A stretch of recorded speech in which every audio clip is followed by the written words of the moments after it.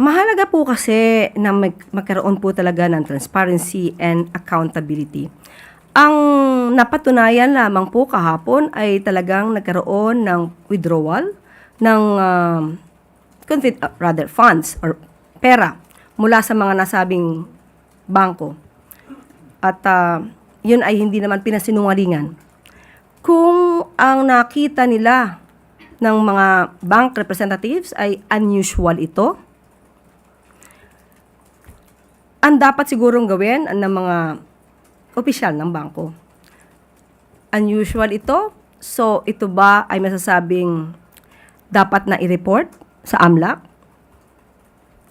Official man, public official, government, private, kung nakita nilang unusual, hindi po ba dapat ito ay na-i-report sa AMLAC? Siguro, yun lang po yung naging kakulangan dahil sa ngayon, ang batas natin ay sapat at kinakailangan lamang pong sundin. Nagiging problema lamang po dito na kahit meron tayong batas, pero pilit na nilalabag para sa sariling interes. So, ang kailangan lang po ay mga tao na magpapa-implement ito at susunod sa batas.